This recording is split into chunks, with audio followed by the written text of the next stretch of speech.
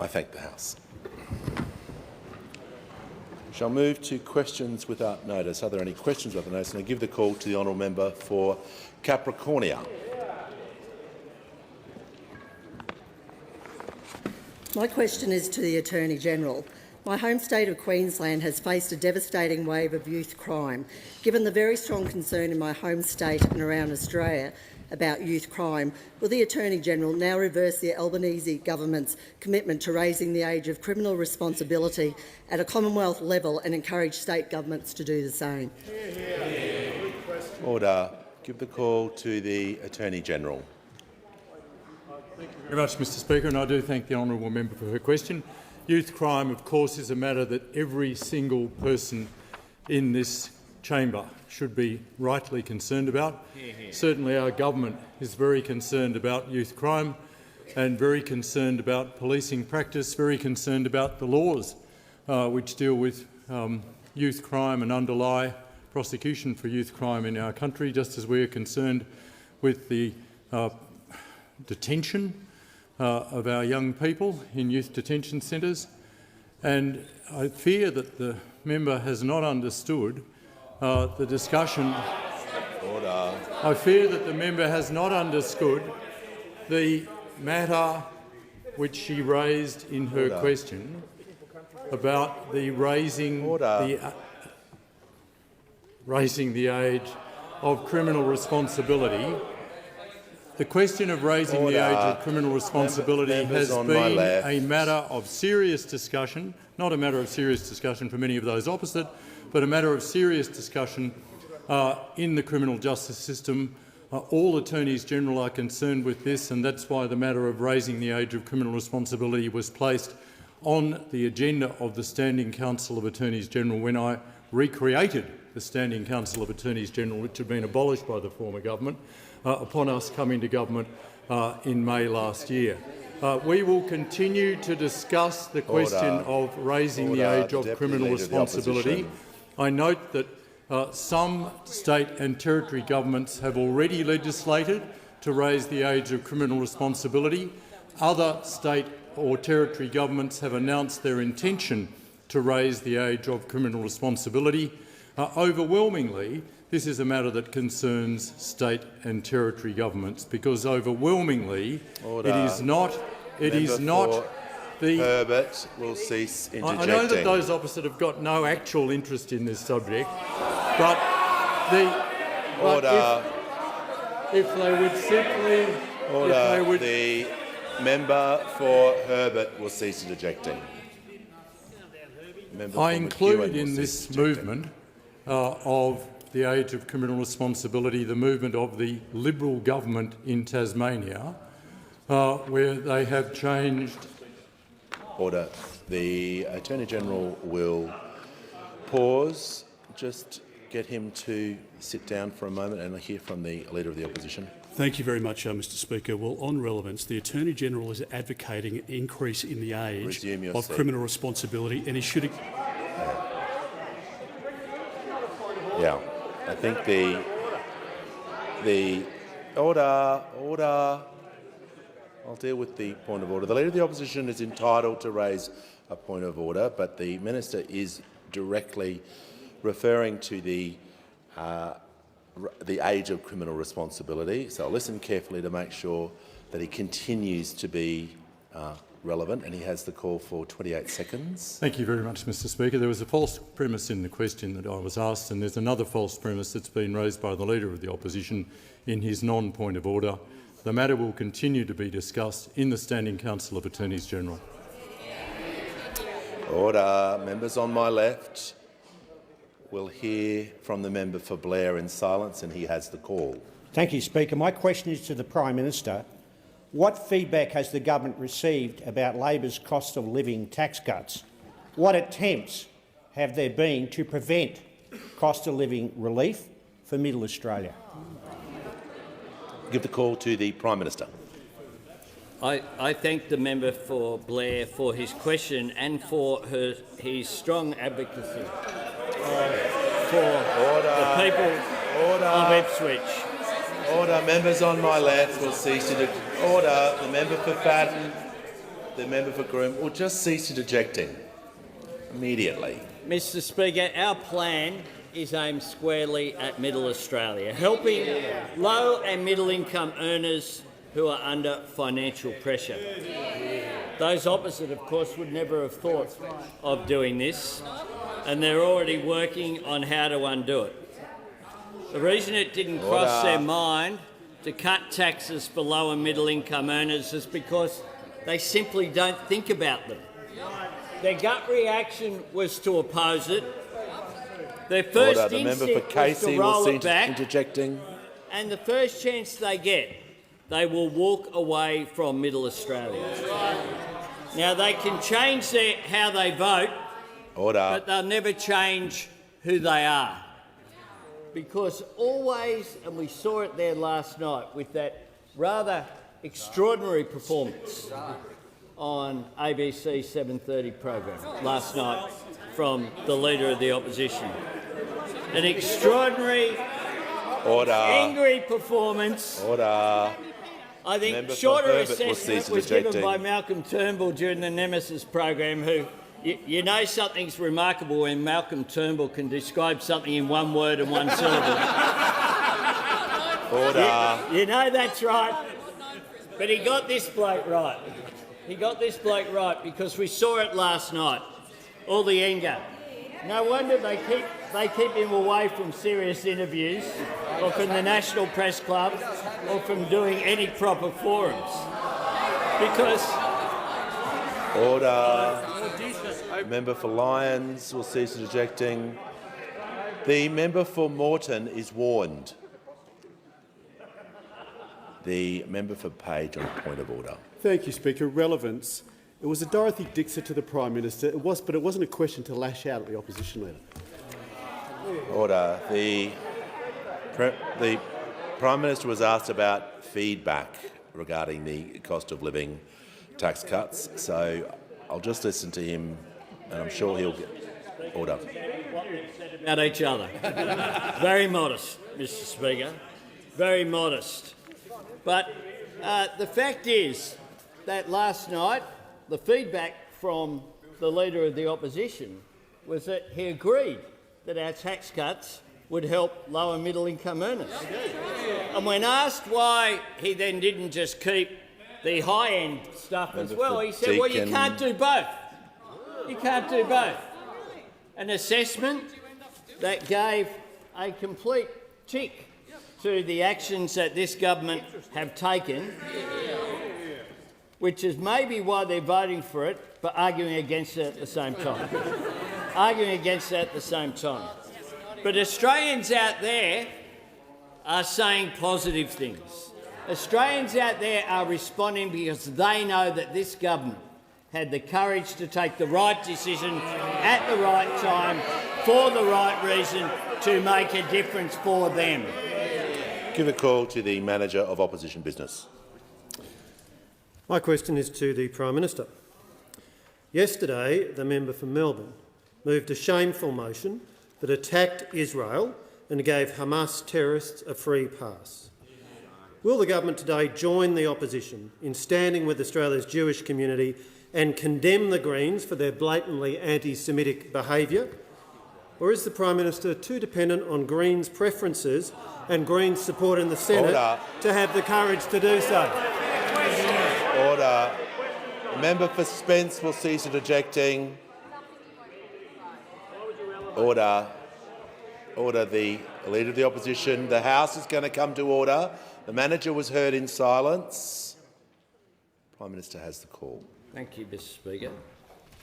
It's a serious question in the context of the worst social disharmony that I have seen, not just in my time in politics, but in my time that I've been alive in this country. It shouldn't be weaponised. I condemn totally any form of anti-Semitism, including the comments by my local member, the member for Newtown, whose comments about tentacles with regard to the Jewish community I find offensive. I find it had its origins in anti-Semitism, and I condemn it unequivocally. Just as I condemn forms of that I have seen. Islamophobic comments and behaviour as well.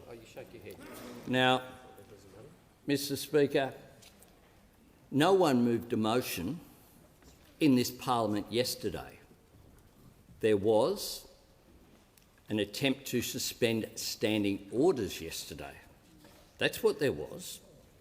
And when there's an attempt to amend standing orders, as someone who occupies the position of Manager of Opposition Business should know, that is the matter that is before the Chair. Nothing else. Nothing else. And when... Order. The Leader of the Opposition... Look, the Leader of the Opposition will cease interjecting.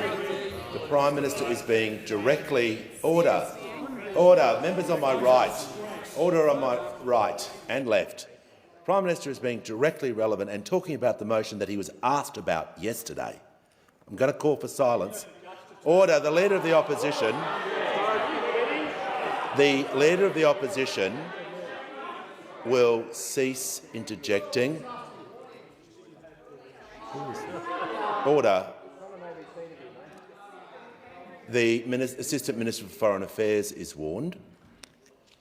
Prime Minister in continuation. Thanks very much, Mr Speaker. That was the matter that I understand was moved before this chamber, a suspension of standing orders from a member of a minor political party.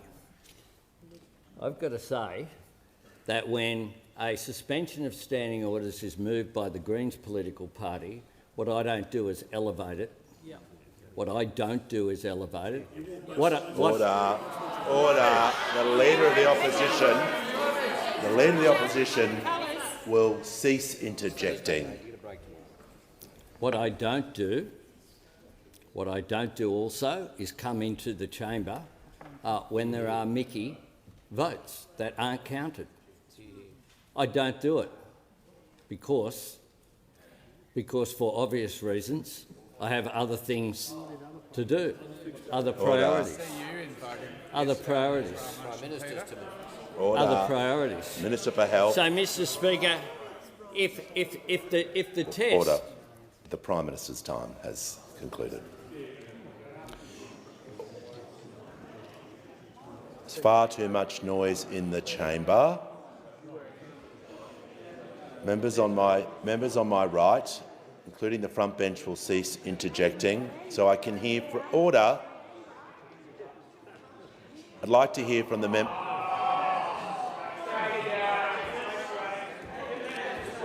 Order. The member for Wannon.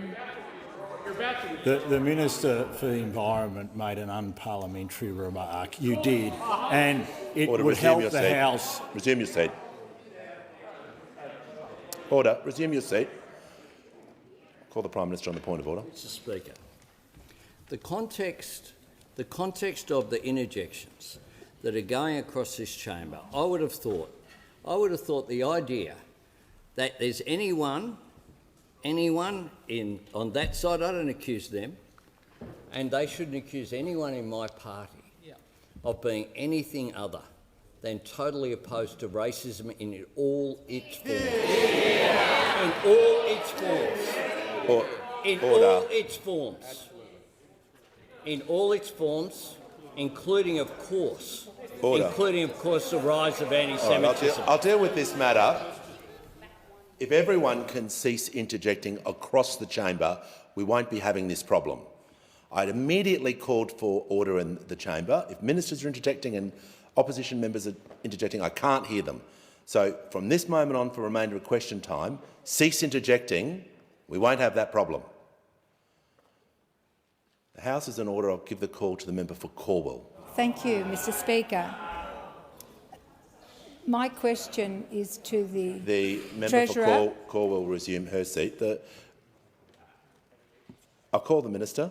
Thank you, Mr Speaker. I'm happy to withdraw. I'd love to see the return to order of the chamber.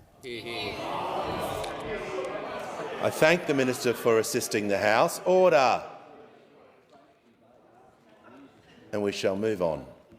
Give the call to the member for Cornwall. Thank you, Mr Speaker. My question is to the Treasurer. How will the Albanese Labor government's cost of living tax cuts deliver benefits for workers, communities and the economy, and what hurdles were overcome? Give the call to the Treasurer. Thanks, Mr Speaker. Thank you to the wonderful member for Cornwall for the way that she represents the 72,000 taxpayers who will get a tax cut in her community, 90% of whom will get a bigger tax cut because of our changes. Mr Speaker, our cost of living tax cuts are good for Middle Australia, they're good for workers and families and communities, and they're good for the economy.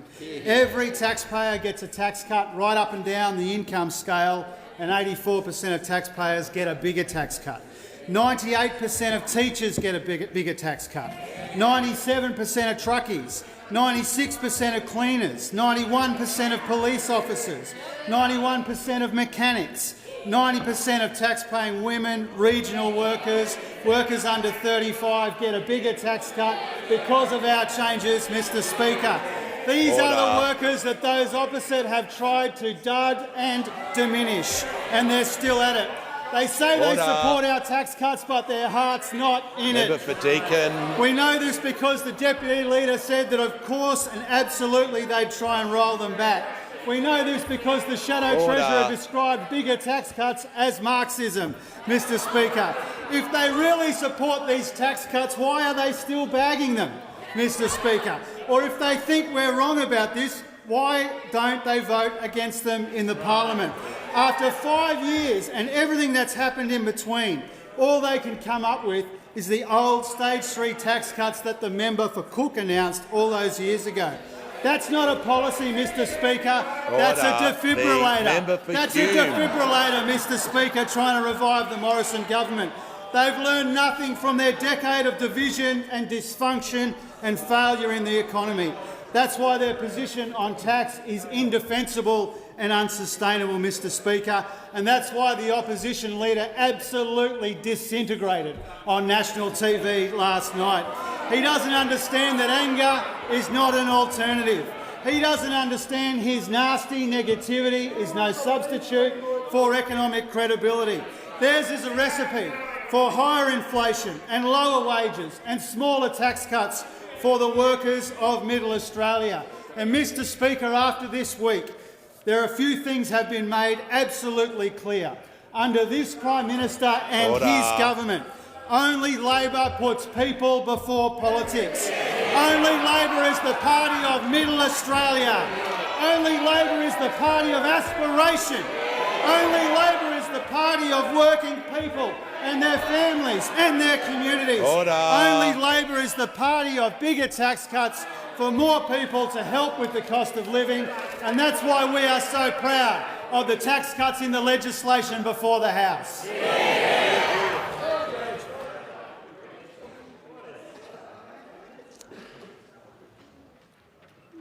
And the House comes to order. Give the call to the honourable member for Wentworth. My question is to the Treasurer. Young people in Australia are going backwards. In the last decade or so, a family headed by somebody over 65 saw their wealth increase by 50%, but those under 35 have barely moved. This can't have been the intention of government policy, and it's not the fault of older Australians, but it has created an intergenerational tragedy. Whilst I acknowledge the positive steps the government has taken to support young people, I don't think they're sufficient to close the wealth gap between younger and older Australians now or into the future. Does the Treasurer share my concerns? Give the call to the Treasurer. Thank you very much, Mr Speaker, and thanks to the member for Wentworth for her question. I think it's fair to say there is always more work to do to make sure that we are delivering the kind of intergenerational fairness which is at the very core of the government's view of the world. And I wanted to thank the member for Wentworth for her genuine and informed interest in an area of particular focus for the government, and a passion of mine, certainly, Mr Speaker, and I want to thank her for the engagement when it comes to these really important intergenerational issues. Our mission as a government is to try and modernise the economy and maximise our advantages so that we can position our people as the major beneficiaries of change rather than victims of change in our economy, in our society. And that's really the motivation behind a whole raft of policies in the various portfolios represented along the front here, Mr Speaker. It's certainly the motivation behind the intergenerational report and the big focus on the 5 big intergenerational challenges and chances. It's certainly the focus of our human capital agenda, which we laid out collectively in our employment white paper not that long ago. It's behind our efforts to get the budget in much better nick so that future generations aren't carrying a disproportionate burden when it comes to the repaying the $1 trillion in Liberal debt that we were left to deal with. It's the motivation behind our housing agenda, trying to build more homes. It's the motivation behind the energy transformation, which I know the member shares a deep and abiding interest in. And it's also the motivation behind some of the newer things that we are trying in our portfolio and working closely with the minister here when it comes to trying to break the cycle of intergenerational disadvantage, particularly in communities like the one that sends me to this place to work on their behalf. Now, the intergenerational issues are also a big motivating force behind our tax reform agenda. Whether it's the superannuation tax concessions changes that we're proposing, whether it's getting a fairer return via the PRRT for our resources, whether it's multinational tax reform, tax breaks for energy efficiency, tax breaks for EVs, tax breaks for more build-to-rent properties, there is an intergenerational element to this, which I think is really important. And to finish with where I think the honourable member's question comes from, it's a big motivation behind the tax changes that we proposed this week and seek to legislate in this place. Casey will cease and I do interjecting. understand that even after these important changes, it will always require the ongoing interest and effort from governments like ours to deal with some of these intergenerational challenges. But I also wanted to point out that our tax changes are much better for young people than the old Stage 3 tax cuts that they replace. 90% of people under 35, 98% of a younger cohort, as the PM reminds me, better for bracket creep, better for workforce incentives and better for our economy. Time has concluded. Give the call to the honourable member for Chisholm. Thanks so much, Speaker. My question is to the Minister for Employment and Workplace Relations. How will the passage of the Albanese Labor government's closing loopholes legislation provide job security and minimum standards for people who need it? How is the government making sure Australians earn more and keep more of what they earn? Call to the Minister for Employment, Workplace Relations and Minister for the Arts. Thanks very much, Mr Speaker, and thank the member for Chisholm for the question. There's just over 80,000 taxpayers in Chisholm. They've already been getting pay rises, and thanks to the government's tax plan, they're going to be getting tax cuts as well. But today is a good day. Today is a good day for casuals, a good day for gig workers, a good day for truck drivers and people in road transport, and a good day for those workers who want to be able to know that when they're on their weekend and not being paid, they can enjoy their weekend. I'm pleased to report to the House, and this will make many members happy and make those opposite cranky, but it's probably a bit late to make them cranky. That happened sometime earlier on waking up or something like that. But a majority of senators have declared support to pass the Closing Loopholes Bill number 2 today. I want to thank the Australian Greens for the negotiations that have happened there. I want to thank Senator Lydia Thorpe, who's been strong in backing working people. I want to thank Senator David Pocock for the work that he's done in working through amendments. And while Senator Lambie, we didn't end up reaching agreement on the bill as a whole, there will be some amendments, not all of Senator Lambie's amendments, but some that were negotiated and agreed amongst all of those who are part of the negotiations that we'll be supporting in good faith. It makes a palpable difference for workers who have had no minimum standards that they now will have some. Gig workers have had, when you say, oh, what's the minimum wage for a gig worker? There is none until this bill goes through. And it will go through, and gig workers in Australia will now know that Australia is truly a country where you don't have to rely on tips to make ends meet, where you don't have all your rights fall off a cliff because you don't make a technical definition of employment. In road transport, we've heard too many stories, including in parliamentary inquiries, of drivers under intense pressure. One driver, Robert Ireland, who reported 13 days straight on the road where he would have to apply himself 19 stubbies just to dissipate the effect of the methamphetamines that he was taking to meet the demands of work. Minimum standards on the road transport industry will now be possible. And whereas previously, members on my left. The National Road Freighters Association, ask NatRoad, ask the Australian Trucking Association, ask all the organisations that those opposite previously lined up with that have now been supporting this reform. And for casuals, your rent isn't casual, your mortgage isn't casual, your bills aren't casual, and if your hours are completely reliable, now casuals will have a pathway to permanent work. Secure jobs and better pay might anger those opposite, but it makes a palpable difference to workers. Concluded. The member for Riverina will cease interjecting. Trust me, I can hear him. The call to the member for Hume. My question is to the Prime Minister. I refer to the Prime Minister and Treasurer's repeated refusals to rule out changes to negative gearing. Will the Prime Minister give a commitment to the Australian people that Labor's changes will include grandfathering of pre-existing negative gearing arrangements? Order. The Assistant Treasurer will cease interjecting. Order. The member for O'Connor. The member for O'Connor will cease interjecting. Order. Members on my left and right, I've been crystal clear during the week. The time for interjecting is not before I call a minister or Prime Minister. Prime Minister has the call. Mr Speaker, well, we've entered the twilight zone officially now. What we have before us is real legislation about tax changes before the Parliament. That's what we have before us. Order. And what we have now is the Shadow Treasurer asking for details about things that are only happening in his head, Mr Speaker. They're only happening in his own conversations. Order. With himself. Mr Speaker.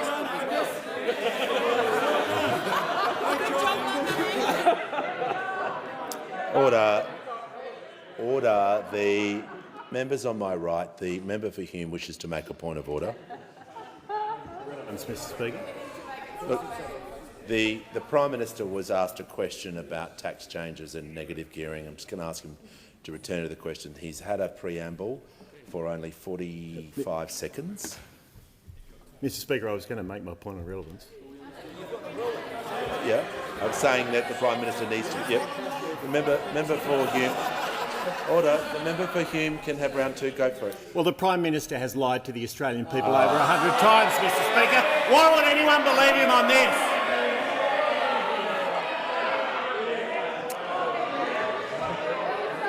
The member for Hume, I think, knows what's going to happen next, and he may leave the chamber under 94A. Remind all members about parliamentary language. Now we have had one point of order. There will be no more points of order during this answer. The Prime Minister has the call. Thanks, Mr Speaker. Well, he might have been on the early flight on a Thursday, but I don't think that was the motive.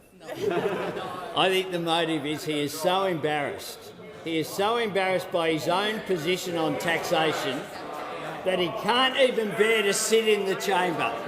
So embarrassed that as Shadow Treasurer, we have a tax cut plan before this Parliament that is worth $107 billion over the forward estimates, and the Shadow Treasurer can't ask a question about it.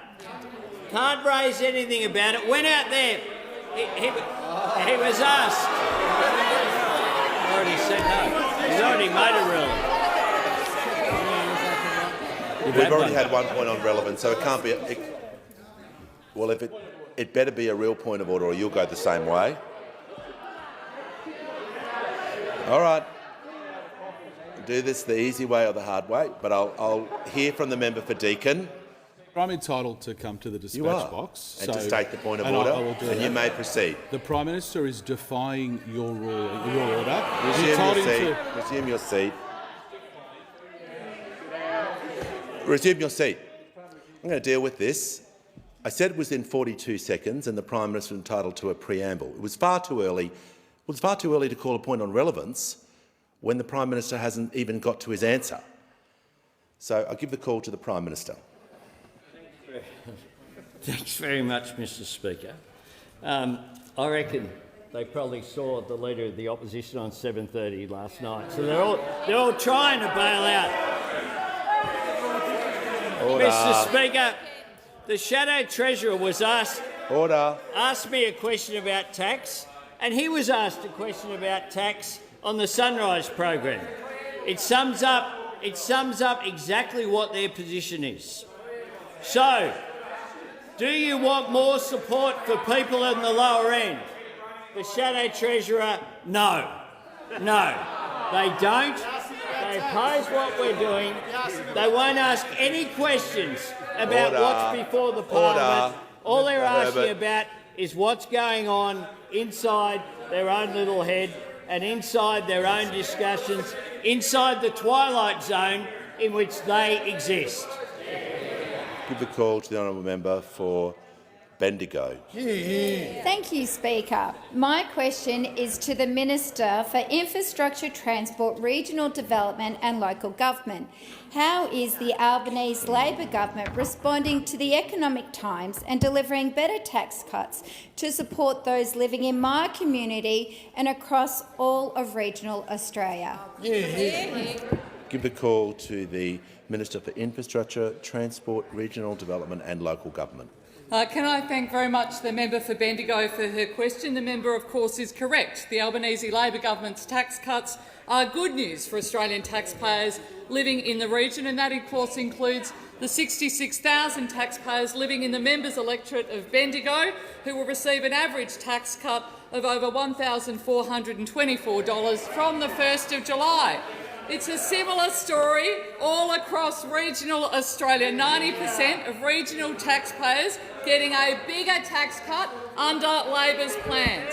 Labor's tax cuts are good for taxpayers all across the country, but they are particularly important for those of us who live in the regions. Regional Australians know that our tax cut is a better plan for regional taxpayers, and the only people who don't actually get that are sitting opposite me here. We recognise that a lot of people are doing it tough and taxpayers need relief, and that relief is exactly what our bigger tax cuts for Middle Australia will help to deliver. And we do know that when asked if the opposition would roll back Labor's tax cuts, we had the Deputy Leader of the Opposition. Well, this is our position. That is our position. This is absolutely our position. There's this funny little thing called TV. I'd have to say, Leader of the Opposition. This funny little thing called TV, Deputy Leader. Order. The Minister needs to be heard in silence. There is far too much noise from the Deputy Leader of the Opposition. I'm just going to reset and make sure the Minister can be heard. She has the call. Thank you. And so the Deputy Leader of the Opposition says this is absolutely our position. There's this funny thing called TV that captures that, so there you go. That is what the Deputy Leader of the Opposition believes, that our tax cuts should be rolled back and Middle Australia, particularly those in the regions, should actually be left behind. She's nailed the opposition's colours to the mast, and now regional Australians know that deep down, the Deputy Leader of the Opposition, a so-called representative of regional Australia, doesn't think our regions deserve a better tax cut. The Deputy Leader of the Opposition can stand up for whatever she wants on this side, but we're going to stand up for taxpayers in regional Australia. We're standing with the 76,000 taxpayers in Farrer who are getting an 87% bigger tax cut under Labor. We're standing for the nurse in Albury earning $73,000 who'll receive a tax cut of $1,504, $804 more than they would have received under your plan. We're standing up with the Woolies worker in Tamworth earning $40,000 who will receive a tax cut of $654, zero under your plan. Nurses, teachers, retail workers, casual workers, labourers, truckies, council workers, agricultural workers, the backbone of regional Australia that those opposite like to pretend they care about. When the rubber really hits the road, they don't care about them at all. Give the call to the honourable order. The House comes to order here from the member for Dawson. Thank you, Mr Speaker. My question is to the Minister for Infrastructure, Transport, Regional Development and Local Government. Based on the government's secret modelling, can the minister guarantee that Labor's new tax on utes and cars will not increase the purchasing of a new SUV, people mover or ute in Australia? Order. Order. Members on my right will cease interjecting. The member for Moreton will leave the chamber under 94A. Is on a warning, and time is not to interject before a minister speaks. The question was heard in silence, and so shall the minister. The Minister for Infrastructure, Transport, Regional Development and Local Government has the call. Thank you very much, and I thank very much the member for Dawson for the question. And I'd like to start my answer with a quote. When fuel efficiency standards were introduced in the US, the most popular models before introduction stayed the most popular models after introduction, what we'd call utes. There wasn't a material change in price, and we don't expect there would be a material change in price here. Now, who said that? Who said that? You'd think it would be me, because in terms of the new vehicle efficiency standard, the impact analysis we've put out, that is what is in there. It could be Minister Bowen as well, also. But who was that? It was, in fact, the member for Bradfield when he released the draft regulatory impact statement for the fuel efficiency standards that you were going to introduce back in 2018. Order. Order. Members on my right will cease interjecting. The member for Hasluck will cease interjecting. The Minister for Climate Change and Energy. When the House comes to order, I'll hear from the member for Lyons.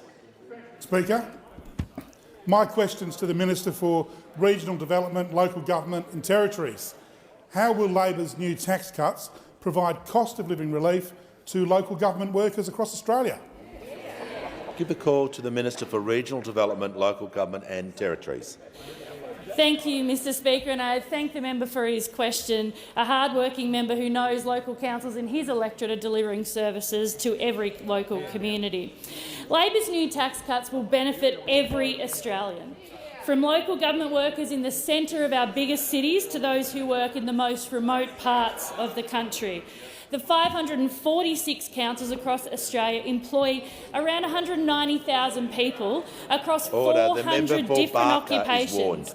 Local governments support our communities all around the nation. And, Mr Speaker, I'm proud to be part of a government that puts everyday, hard-working Australians at the forefront of decision-making.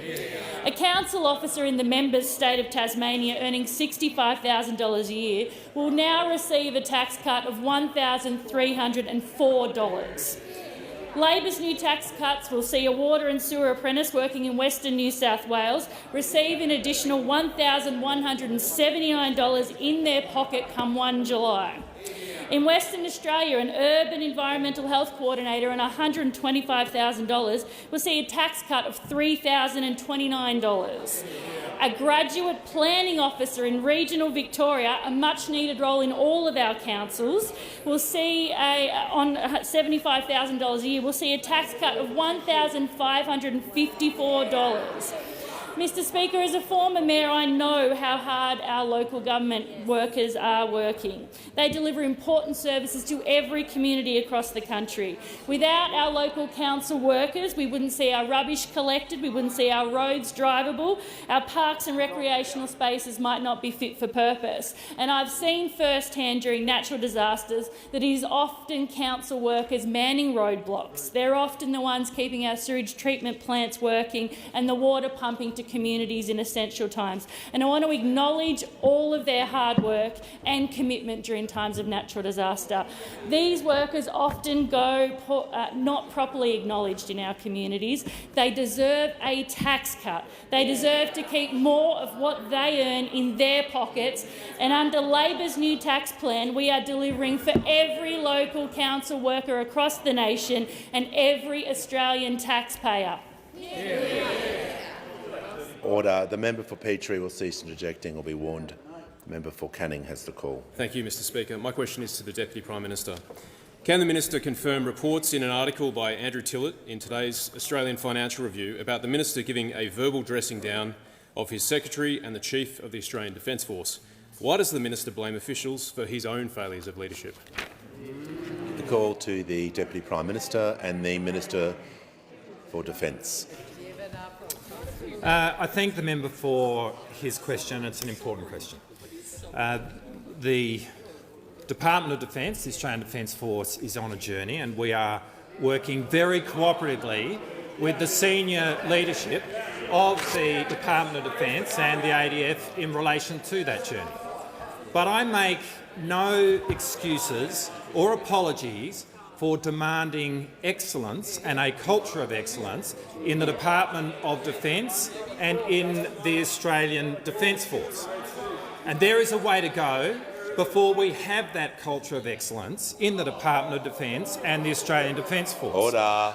But having said that, I have some sympathy for where Defence is at, because the issues around culture in Defence today are a result of the 10-year tenure from those opposite.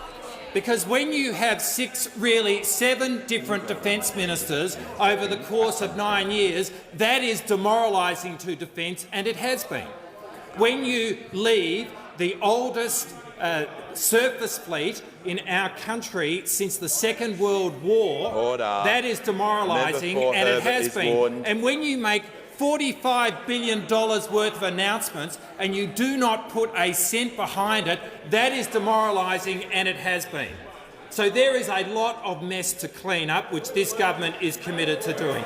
We are giving the Defence Force a strategic purpose. We are giving it direction. We are working closely with the Defence Force and cooperatively and well to improve the culture, but there is a way to go because of the mess that was left by those opposite.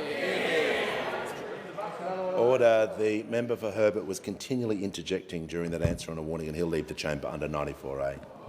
Give a call to the member for Macquarie. Thank you, Speaker. My question's to the Minister for Aged Care and Sport. What is the Albanese Labor government doing to boost pay in female-dominated industries, including aged care, and make sure workers keep more of their hard-earned wages? Call to the Minister for Aged Care and Sport. I thank the member for Macquarie not only for the question but for the wonderful work that she does for her constituents, and particularly for the 67,000 taxpayers in Macquarie who will now receive the tax cut on 1 July. And that includes many thousands of aged care workers.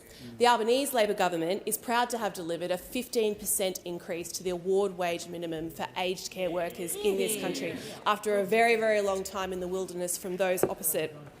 Day in, day out, our aged care workers deliver quality care for some of the most vulnerable people in our community, and for that we thank you. But, like so many Australians, hard-working aged care workers are feeling the cost of living pressures, and that is why we are ensuring that the people who care for some of our most vulnerable are being cared for as well, and they are now getting a tax cut. They can earn more and they can keep more of what they earn. Under Labor's plan, on 1 July, a registered nurse in aged care will now receive a tax cut of $1,679. An enrolled nurse will receive a tax cut of $1,214. A cook in aged care will get a tax cut of $1,166. And a home care worker will get a tax cut of $1,166 as well. Every single one of our valued aged care workers will be better off because of Labor's tax cuts. Better off because this is a government who cares about the people who provide care for us. Better off because we have already funded a 15% award wage rise for aged care workers, a promise we made with the community, a promise that has helped people like Elle, who has 3 children and who works by caring for home care package recipient Rachel, whom I met while door knocking in Chermside.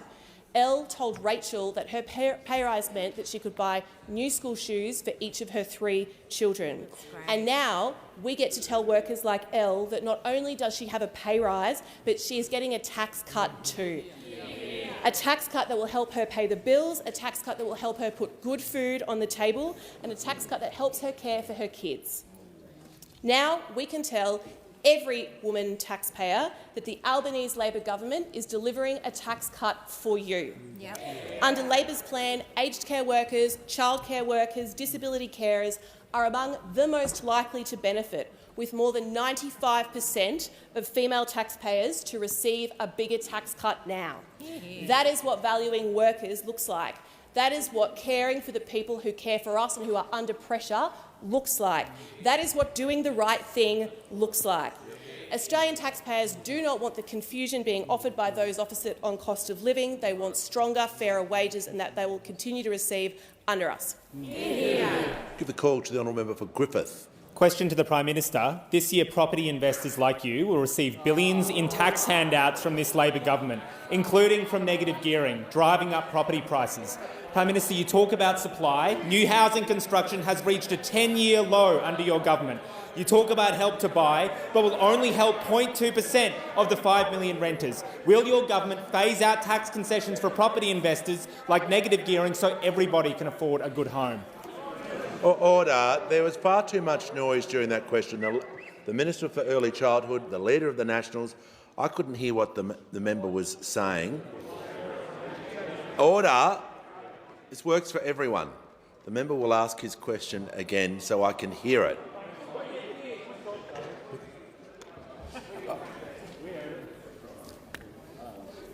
The Prime Minister. Well, just resume your seat. Order. If everyone can just stop interjecting for the remainder of question time, things will be a lot smoother. Give the call to the Prime Minister. Thanks, Mr. Speaker. The member, of course, made a suggestion about you, Mr. Speaker, in the language in that question, but we'll ignore that. There are a range of measures that the government has put in place. We want tax cuts for people on low and middle income earners. That's one thing that you can do to help people. The second thing that you can do is increase rent assistance. We had the largest rental assistance increase in 30 years. But then there's other things that we can do as well in terms of supply. The foreign investment fees for housing measures that we put in place in my EFO in December is just the latest example of the measures that we've put in place. In addition to that, we have our housing accord.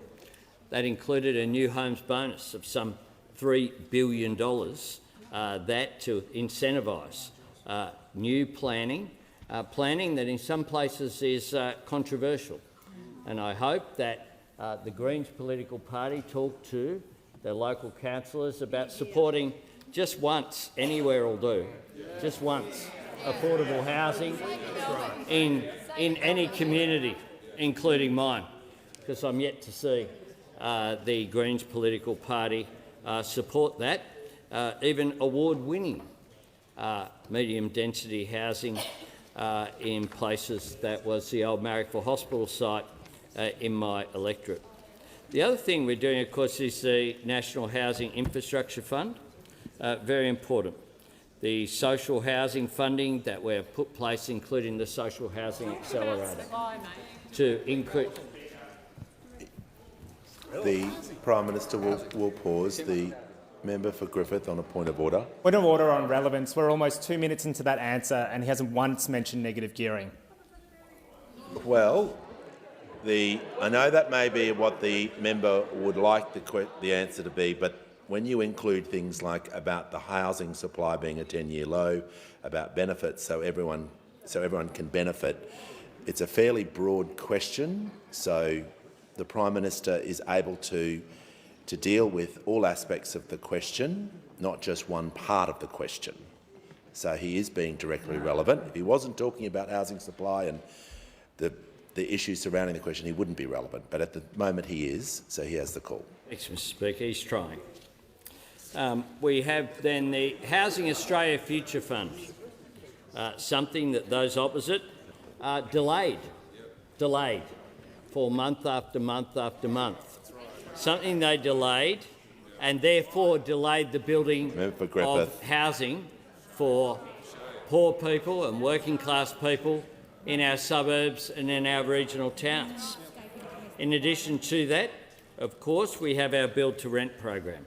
That's a tax incentive, a tax change that we put in the last budget to encourage more investment in Build to Rent developments, because we understand that it can't be just the public sector. We need to encourage that private sector investment. We understand across all of this that the key is supply, and that's why we will, of course, continue to negotiate with the states and territories. At the moment, we're working through a National Housing and Homelessness Agreement, the major funding body over a period of time. We extended it by $1.7 billion for the additional year. Time has concluded. Give the call to the honourable member for Spence. Thank you, Mr Speaker. My question is to the Deputy Prime Minister. How will the Albanese Labor government's tax cuts benefit the more than 75,000 Australians who work in the defence establishment, and what approaches have been rejected? Call to the Deputy Prime Minister and Minister for Defence. Thank you, Mr Speaker, and can I thank the member for his question and acknowledge his service in the Australian Army and his ongoing commitment to advocating on the part of the men and women of Australia's Defence Force, particularly those who serve at RAF Base Edinburgh in his electorate. Every member of the Australian Defence Force will receive a tax cut under Labor's tax plan. Every public servant in the Department of Defence will receive a tax cut. Every person working in Australia's defence industry will receive a tax cut, meaning those people who are serving our nation will take home more of what they earn. For example, a Lieutenant Logistics Officer at HMS Stirling in Rockingham will take home a tax cut of more than $2,500. A Lance Corporal at Free Brigade in Townsville will take home a tax cut of $1,861. In the member's own electorate, an Air Defence Guard at RAF Base Edinburgh will take home a tax cut of $1,876. And a Defence civilian worker at the School of Infantry in Singleton will take home a tax cut of $1,463, which is more than twice the tax cut that person would have had under the policy of those opposite. Not by word, but by action, it is now completely clear that those opposite support the call that has been made by this Prime Minister and this government in respect of tax. Because if it were different, they would be opposing the legislation in this parliament, and they would be doing what the Deputy Leader of the Opposition said they should do and roll this package back. The claims by those opposite that the Liberals are the party of lower taxes, that is not a tax policy, that is now just a pathetic whimper. And the truth is that it's not even true. In modern times, the highest taxing government in Australia has been the Howard Liberal government, because the reality today is that the modern Liberals are the party of higher taxes, deep deficits and big debt. Now, we understand that Australians are doing it tough with cost of living pressures. The only government which is delivering meaningful tax relief, which has delivered a budget surplus, which is ensuring our national security, is the Albanese Labor government. The call to the honourable member for Fairfax. Thank you, Mr Speaker. My question goes to the Minister for Climate Change and Energy. Can the minister confirm that the British version of the Mazda CX-30 is $19,000 more expensive than similar models in Australia? Is this an indicator of the likely impact of Labor's new car and ute tax? And will he admit that that vehicle's improved fuel efficiency falls well short of the 25% that he has been claiming? Order. Order. There is far too much interjecting. The member for Cooper will cease interjecting. The member for Bruce is now warned. The Minister for Climate Change and Energy has the call. Thank you very much, Mr Speaker. I can't begin to tell you how much I appreciate the question from the honourable member for Fairfax. I was surprised the first question got through the Taxes Committee on the fuel efficiency standards, but after the member for Ballarat's answer, I'm very surprised the second question got through, Mr Speaker, because what this government has done is put out a preferred position on a new vehicle efficiency standard to give Australians more choice of better cars, Mr Speaker. The other thing that surprises me is about how anyone could be against that, Mr Speaker. Giving Australians more choice of better cars to run. And it is the case. It is the case, Mr Speaker, that the Mazda CX-30 available in the United Kingdom uses around 20% less fuel than the most efficient Australian equivalent. The petrol Mazda CX-5 sold overseas uses around 25% less fuel than the most efficient version in Australia. The most efficient Mazda 2, you asked about Mazdas, happy to give you quite a few lists. The most efficient Mazda 2 sold overseas uses around 25% less fuel than the most efficient Australian equivalent. And I'm not the only person, I think we know where this is going. I'm not the only person who thinks this is the case, Mr Speaker, because the member for Ballarat, the Minister for Transport and I released a very comprehensive analysis. We don't need props. I was going to table it, Mr Speaker. Comprehensive analysis on the weekend, Mr Speaker, which goes through very substantial analysis of the impact. And the Minister for Transport and I checked the precedent for doing that, and we found that the precedent was established in 2016 by the member for Bradfield, who released an analysis, and that led the member for Bradfield to make certain observations, Mr Speaker, of the impact. And he found, for example, that there are cars sold in the United Kingdom by Mazda that are more efficient than those sold in Australia, and that's what the member for Bradfield pointed out back in 2016. Do you chair the Taxes Committee? Do you let these questions through? I mean, I'm not quite sure how it happens, Mr Speaker, but the fact of the matter is that the Minister will pause and ask him to address his comments through the chair as well while I'm at it. The Leader of the Opposition, a point of order. Very much, Mr Speaker. On relevance, tellingly the minister makes no reference to the fact that the Mazda in the UK is $19,000 more expensive. He hasn't gone to that point. That is the crux of the question. Why is he applying a new tax to cars and utes in this country? Resume your seat. Order. The Minister order.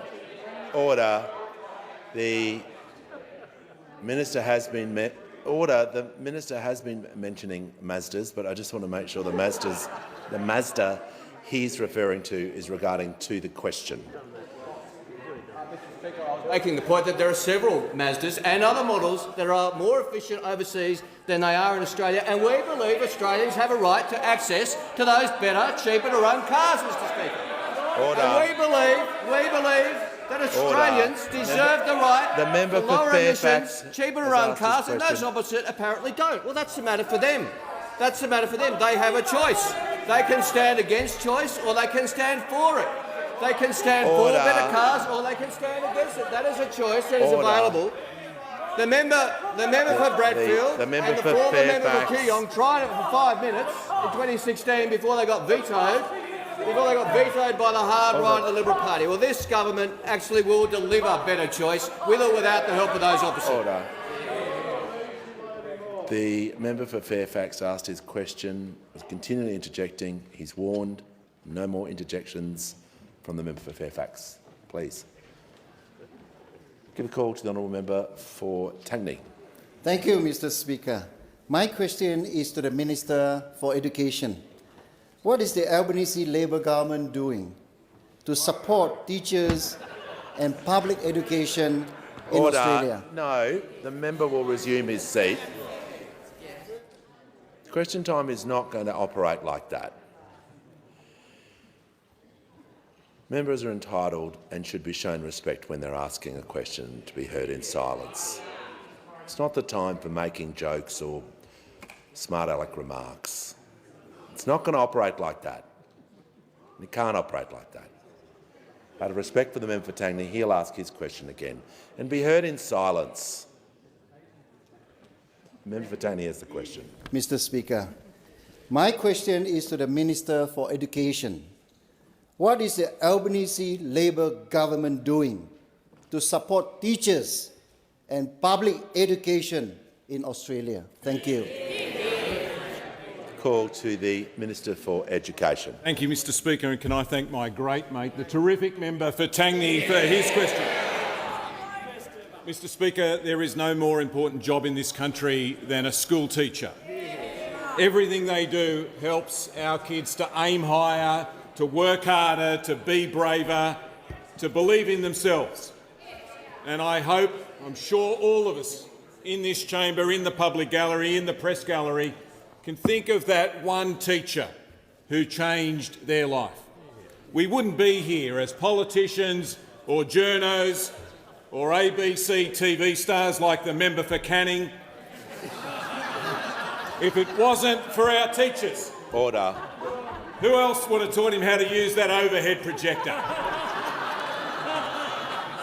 Mr. Speaker, we're providing a tax cut to all Australian taxpayers, including 300,000 school teachers.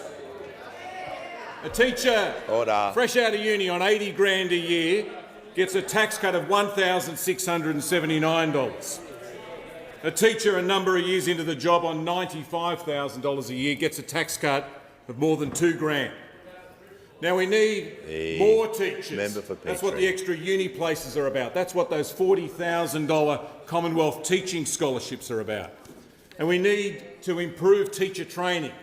That's what those reforms to the university course are about, to make sure that students at university come out of university with the skills they need to teach students how to read and write and do maths and manage disruptive classrooms. And we need to fix the funding of our public schools. And that's what the agreement that I signed with the West Australian government last week is about, making sure that we fully fund every public school in Western Australia by the start of 2026. And that's just the start. We've also got to make sure that we give a tax cut to every teacher in this country. And that new teacher on $80,000 a year that gets a tax cut of $1,679, that's double what they would have got under the Liberal Party. It's only happening because of this Labor government. And while we were working on that, what were they working on? They're working on their cameos for that true crime series on the ABC. What's it called? Nemesis? It's pretty wild, Mr. Speaker. I thought David Attenborough should have been narrating it. But that's the difference. Return to the question. They're focused on themselves. They're focused on the past.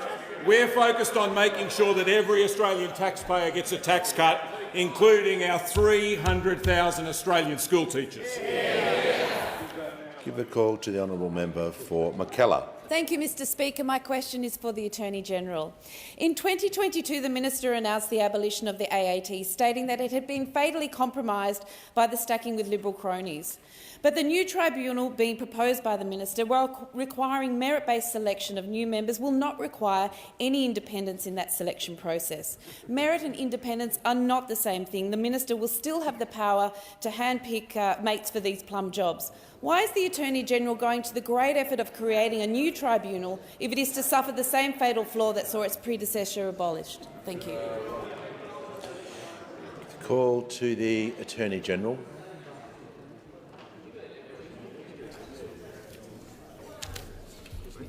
Thank you, Mr. Speaker.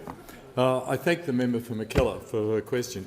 And it is important to see the context that the member gave to her question. She is right to be concerned about the appointments process for the Administrative Appeals Tribunal and for the process for the new tribunal that we hope will replace it. This Liberal Party stacked the AAT with at least 85 former Liberal MPs, failed Liberal candidates former Liberal staffers and other close Liberal associates without any merit-based selection process. This Liberal Party cared so little about preserving the actual or perceived independence of the AAT that they even appointed active Liberal-aligned lobbyists as members. The AAT's public standing was irreversibly damaged as a result of the actions of the previous government, and it's another mess that the Albanese government has to clean up. Since the 2022 federal election, this government has made approximately 115 new appointments to the Administrative Appeals Tribunal, including the new president. Each of these members was appointed pursuant to a merit-based selection process. Each of those members applied for the job in response to a public advertisement and was assessed by an independent panel. And each of this government's new appointments to the AAT was endorsed by the panel as being suitable for appointment. There is no law that required our government to follow that or any other process in appointing AAT members, but that is what our government has done. The legislation that I introduced last year would abolish the AAT and replace it with a new administrative review body that is user-focused, efficient, accessible, independent and fair. And the legislation would require by law, as you mentioned in your question, Member for Mackellar, that members of the tribunal be appointed through a competitive, publicly advertised, merit-based process supported by regulations that set out detailed procedural requirements and selection criteria. We are committed to ending the stack, and I would welcome engagement with the member for Mackellar and other members of this House who are interested about what those detailed regulations should look like and about other aspects of the legislation. Before concluding, it is deeply disappointing to see that the Greens Party teamed up with the Liberal Party in the Senate today to disrupt and delay these generational reforms by delaying the committee inquiry process. We know why the Liberal Party wants to delay these reforms as long as possible. It's about protecting their stack. What I can't understand is why the Greens Party are prepared to back the Liberal Party's disgraceful attempts to delay a vital reform that will have a real and lasting benefit for the lives of thousands of Australians. A call to the honourable member for Boothby. Thank you, Mr Speaker. My question is to the Minister for Defence Industry. How will the Albanese government's tax cuts support Australia's defence industry, and why is this so important? The call to the Minister for Defence Industry, Minister for International Development and the Pacific. Thank you, Speaker, and I thank the fabulous member for Boothby from the great defence state of South Australia for that question. And I note that the taxpayers of Boothby, all 84,000 of them, will get an average tax cut of $1,592. The truth is, Speaker, that the defence industry is a critical partner to the Australian Defence Force as we enter a great period of strategic uncertainty. And that's why the Albanese Labor government is spending record amounts in the Australian defence industry, record amounts much greater than what was going on under the opposition leader. But we've been very open that one of the challenges is to attract and retain skilled defence workers. And that's why these tax cuts are so important. That's why these will make such an impact in helping our defence industry. A sheet metal worker earning $70,000 a year will get a tax cut of $1,429. A technician on $90,000 a year will get a tax cut of $1,929. A welder on $110,000 will receive a tax cut of $2,429, and an engineer or an electrician on $130,000 a year will receive a tax cut of $3,379. These tax cuts are great for defence workers. They'll help with the cost of living. They'll reward workers for their hard work in a vital industry. They'll encourage more careers in the defence industry and incentivise upskilling. Now, Speaker, I'm asked why are these tax cuts so important? They're important because it's critical to deliver the key ADF platforms we need to defend this country. It's critical to get the skilled workforce to do that. It's important to repair the damage done by the opposition leader when he was a defence minister. An opposition leader who allowed 28 major defence projects to run 97 years late. The Minister will resume his seat, and the Manager of Opposition Business on a point of order. On relevance, Mr Speaker, there's no reference to alternative policies. The minister made a threadbare attempt to justify this, but he knows full well this is absolutely straining the bounds of relevance. He should be directed back to the terms of the question. The question was about why this is so important. I don't think that is necessary for the minister to give a critique on the Leader of the Opposition, but he'll need to explain to the House why the changes are important rather than just a criticism of the opposition. He has the call. Thank you, Mr Speaker. And as I was explaining, it's critical to build and retain a skilled defence industry workforce to repair projects, get them back on track, because that's what occurred under the opposition leader. He had 28 projects running 97 years late and $6.5 billion over budget. It's important to get skilled workers because we had the last government spend $114 million on a naval shipbuilding college that trained zero workers, not a single worker. It's important for these tax cuts to attract workers into the defence industry so that we don't repeat the opposition leader's mistakes of allowing supply vessels to not have safe drinking water for our brave sailors. This is the truth, Mr Speaker. Now the opposition leader is saying that the 100,000 workers that depend upon the defence industry don't deserve these tax cuts. The truth is, Speaker, the opposition leader can't be trusted on tax cuts. He can't be trusted on national security. The call to the Honourable the Leader of the Opposition. Thank you very much, Mr Speaker. My question is to the Prime Minister. Prime Minister, can Australians afford a $19,000 increase in the cost of an average family car under his government's new car and new tax? Will the Prime Minister give his word to the Australian people that a car and new tax won't increase the price of cars here in Australia?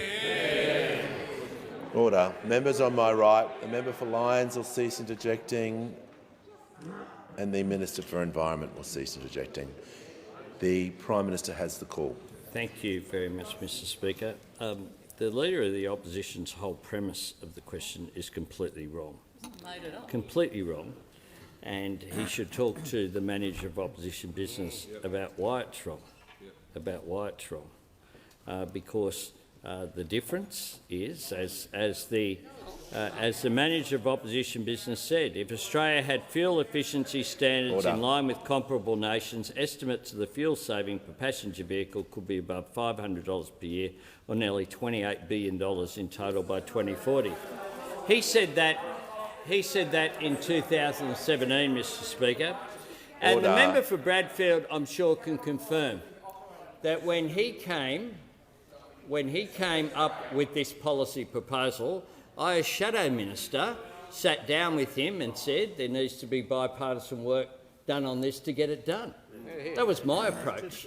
And I note the Leader of the Opposition in a press conference in order to say, look over there, whilst they were reversing their position on tax cuts, said that he was up for reform.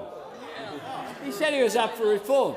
And he said, just come to us, and well, I want to be constructive.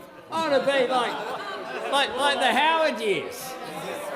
What nonsense. Bringing people together. And here we have a policy, one of the architects of which is sitting over there as his key tactician, but he asks stupid questions like that based upon nothing, based upon absolutely nothing. Now, this policy, let's be very clear here. This policy says that Australia will have the same standards that the United States has by 2028. Now,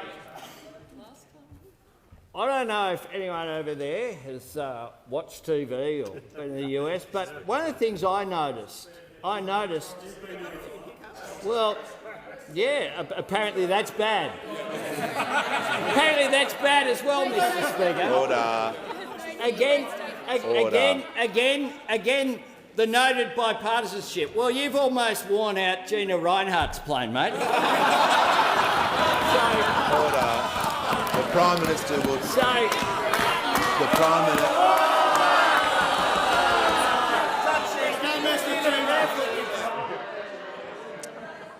The Minister for Resources will cease interjecting.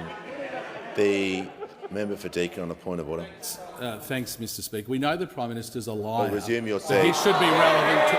Resume your seat. Resume your seat.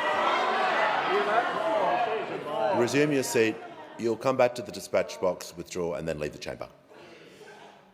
You'll come back to the dispatch box, you withdraw that comment, and then you'll keep walking and leave the chamber. Thanks, Mr Speaker. I'll withdraw. Order. Members on my right. Members on my right, I do not need any assistance. The Prime Minister for the remaining 25 seconds. Mr Speaker, apparently now the offer of bipartisanship doesn't even extend to support for the US alliance. Like, everything is an opportunity. Everything is an opportunity to try to divide, Order. Point of order. The Prime Minister will need to state the point of order. We haven't had one on relevance. Thank you very much, Mr Speaker. On relevance, the question again went to a $19,000 price increase for a Mazda CX-30. The Prime Minister refuses to address that important question. Resume your Why seat. can't he... Resume your seat.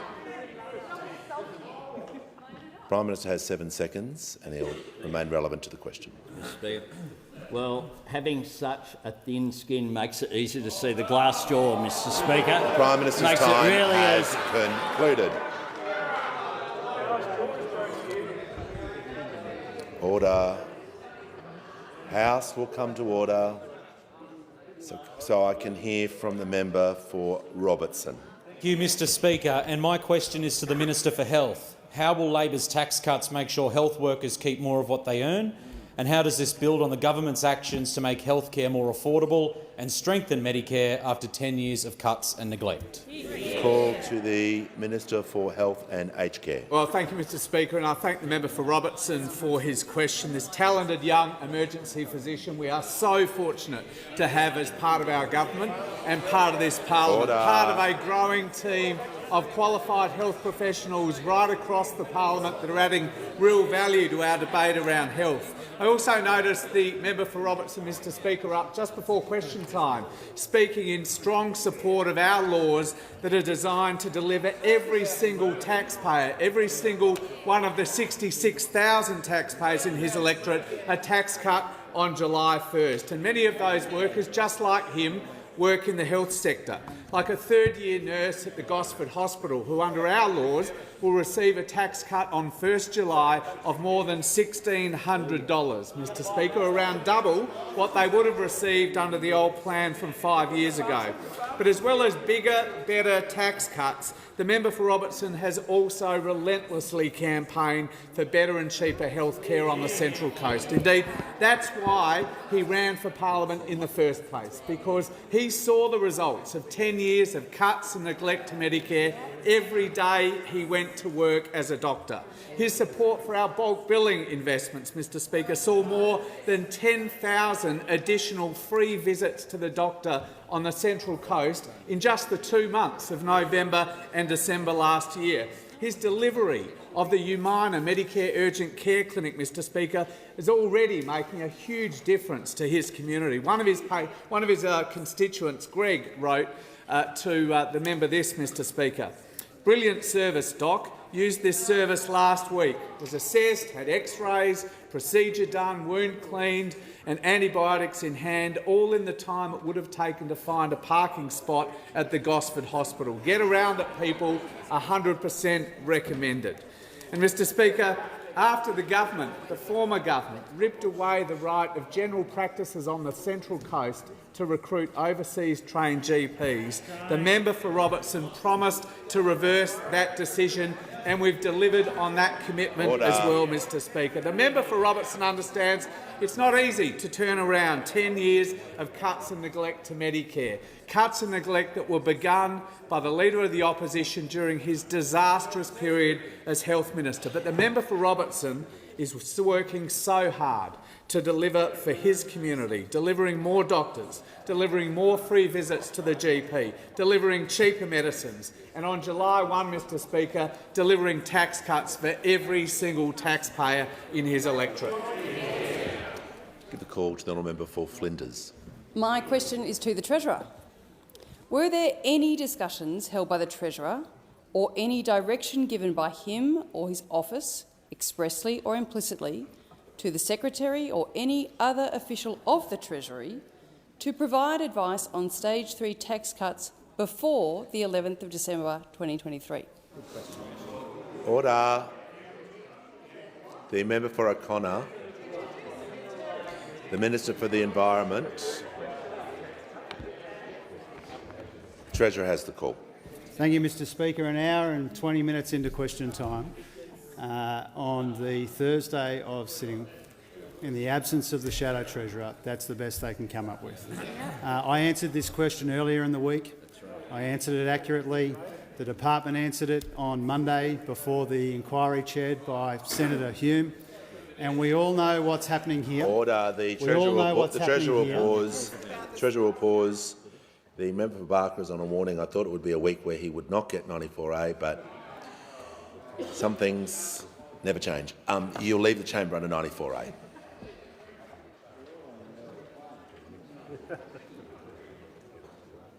The Treasurer has the call. Thank you, Mr Speaker. I think the whole House knows what's happening here.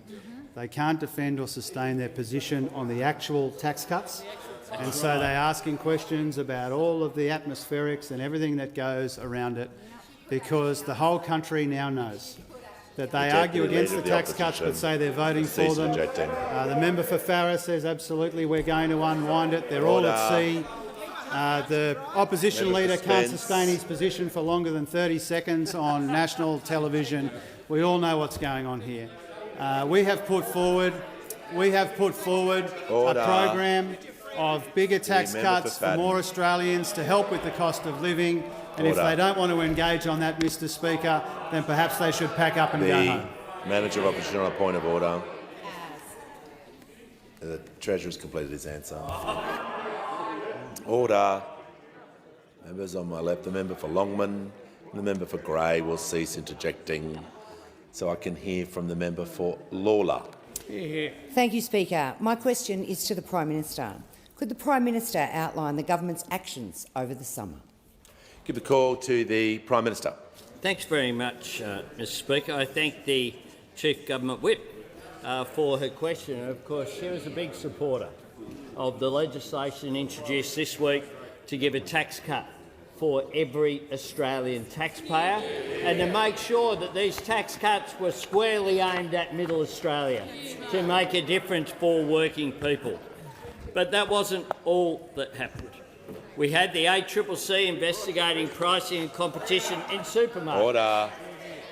We appointed Dr Emerson to do work as well on those issues, including the Food and Grocery Code of Conduct review.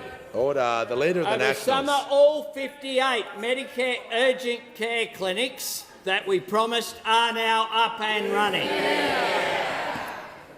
We had a major border force crackdown on the importation of illegal tobacco.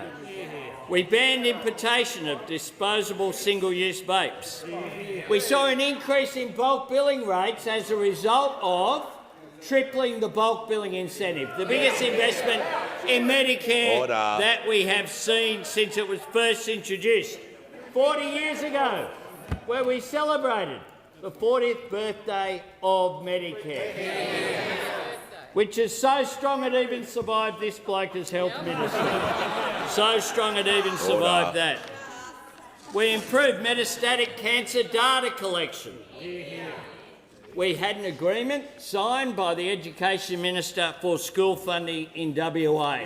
We hope it's the first of right across the states and territories. We heard the result of our cheaper childcare policy has resulted in an 11% average reduction for centre-based daycare. We opened applications for the first round of funding for social and affordable housing under our Housing Australia Future Fund. We travelled to far north Queensland, to the Gold Coast, to provide assistance for people who had suffered from natural disasters, and we provided support in record time, and we provided support on the ground through the Australian Defence Force and other support. We announced hydrogen hubs in Townsville and Bell Bay in northern Tasmania. We set national records for rooftop solar generation. And of course we had major progress on major infrastructure projects. The M1 extension to Raymond Terrace. The Rockhampton Ring Road is now under construction. The Orange Conservatorium is off and running as well. On Rocky, it took a Labor government to planning. Nothing happened for 10...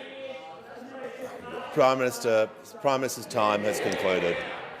Give the call to the honourable member for Bean. Speaker, my question... I apologise. My apologies. Oh, okay.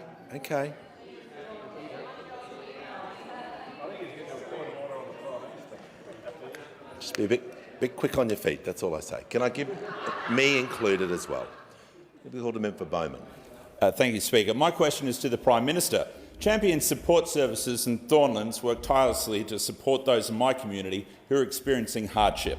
They reported a tripling in demand for their food relief program during 2023.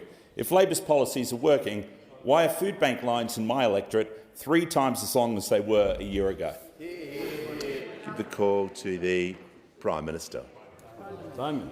I thank the member for Bowman for his question, and it goes to the fact that many people on lower middle incomes, as well as people without work, of course, are under financial pressure. And that's why we're taking action.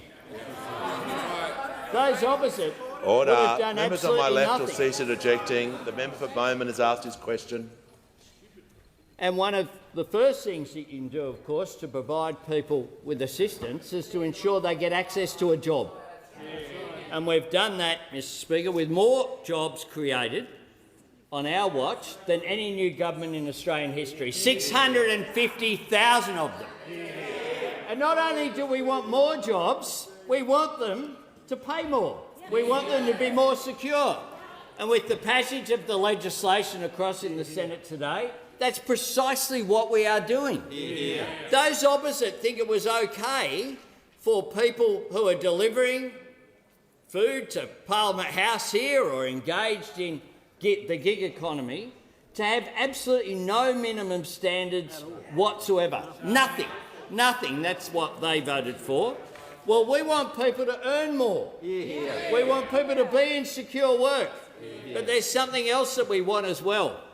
We want people to keep more of what they earn. Yeah. And that is why we've introduced tax cuts to assist Middle Australia on low and middle income. Now, those people, do you think maybe that people on $45,000 a year and less should get a tax cut? We do. That's why we changed the unfair system, so that it can deliver for people who are under financial pressure. This Bob speak about doing things timely. They worry about the fact that our tax cuts will come in on July 1, and then they say, oh, but 5 years ago we did something. Well, we are doing something as a priority to deliver so that every Australian will get a tax cut. In addition to the tax cuts, of course, there's other legislation before the Parliament that will assist 1.2 million people on modest incomes in terms of the Medicare levy, to either take them out of the system completely or reduce the amount in which they have to pay. That's what we have done. So we are about providing assistance. Those opposite complained, said they'd oppose it, said they'd fight it, said they'd roll it back. Now they say, oh, actually, we're going to vote in favour of it, but they would never have done anything like that. call. Now I give the call to the honourable member for Bean. Speaker, my question is to the Minister for the Arts. Why is documentary an important method of revealing the true nature of Australian stories? And what happens if these stories are not told? Call to the Minister for Employment, Workplace Relations and the Minister for the Arts. Thanks very much, Order. Mr Speaker. Like the member for Bean, I love a good documentary. Order. Love a good documentary. And we'd actually flagged this in our cultural policy, where we particularly talked about the national broadcaster. And it says on page 87 of the national cultural policy, the national broadcasters are the platforms through which audiences engage with some of our best comedy, drama, documentary and children's television. Comedy, drama, documentary and children's. Nemesis gave us all four. All four. I don't want to be interrupted by a star of the show. Order. The Leader of the House will resume and the Deputy Leader of the Opposition will have a real point of order, not a statement, not a joke, not a comment. If she does, there'll be consequences. Mr Speaker, The Deputy Leader of the Opposition has the call, and out of respect for her office, I would give her a call. Give her the call. Mr Speaker, on the basis that this is rubbish, I move the member no longer be heard.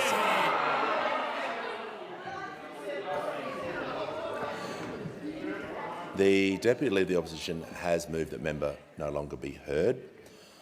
I put the question. All of those opinions say aye. Aye. Against no. No. I think the noes have it. Division required. Division required. Ring the bells for 4 minutes.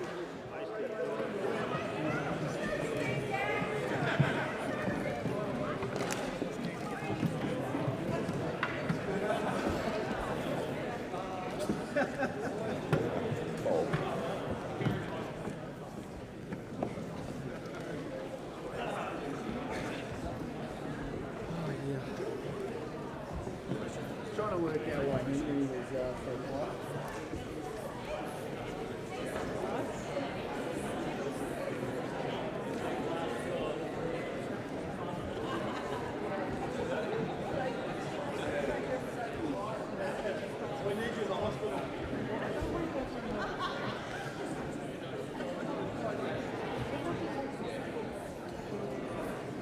Andrew.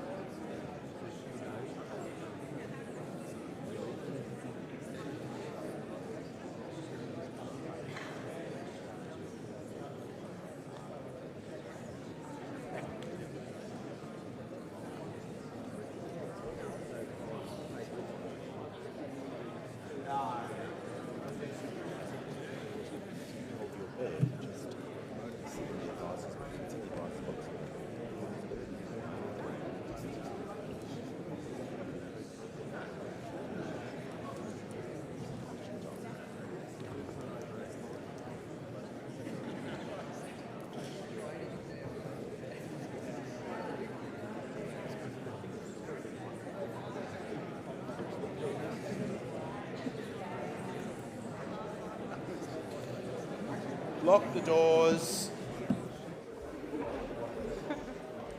The question is that the minister be no longer heard. The ayes will pass to the right of the chair and the noes to the left.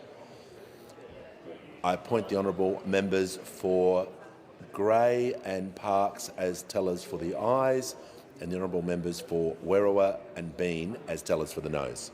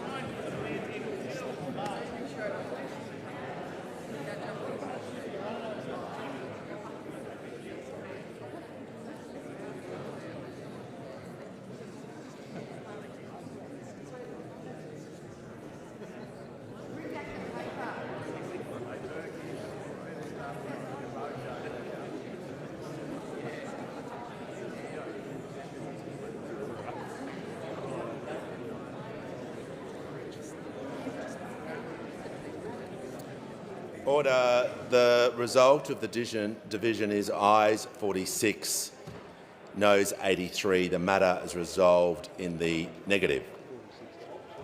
Just ask members to return to their seats as quickly and as quietly as possible.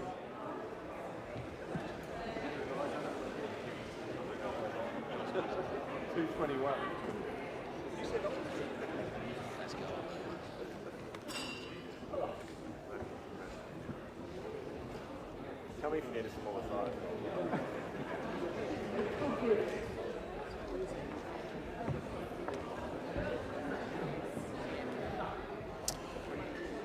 Members can return to their seats as quickly and as quietly as possible.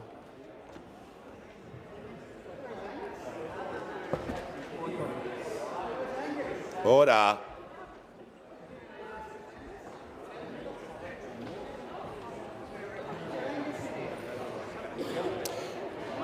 The Minister in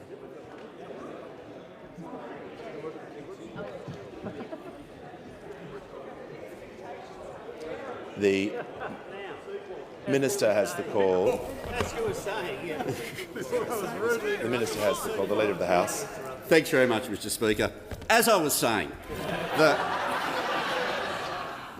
the true nature of Australian stories needs to be told, and we saw with Nemesis in only the first 2 episodes that we've had so far that when they say what they're like in terms of taxes, we saw the first thing they did when they got into office, put taxes up and flatline wages. We saw when they talk about their concerns about industrial action, we were reminded when they didn't like Malcolm Turnbull, they went on strike, shut down the entire parliament because they didn't like their boss.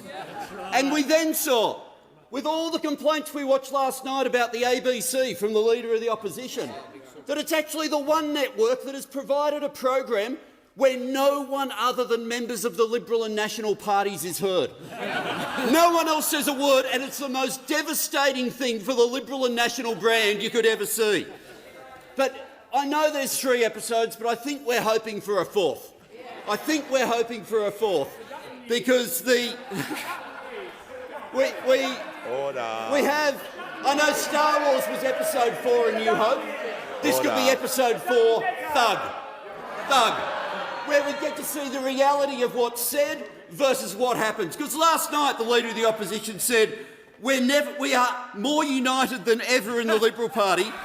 Nobody is looking backwards, and he's right. Because except for the Deputy Leader of the Opposition, the member for Riverina, the member for New England, the member for Hume, the member for Petrie, the member for Canning, the member for McPherson, the member for Leichhardt, the member for Deakin, Senator Cash, Senator Reynolds, Senator Birmingham, Senator McGrath, except for them, no one's looking backwards at all. Not one. Absolutely none of them.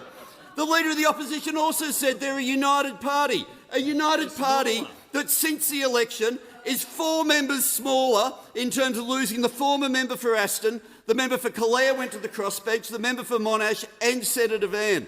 6 front benches gone, 2 of which he doesn't have the courage to replace. But it ended with a cliffhanger.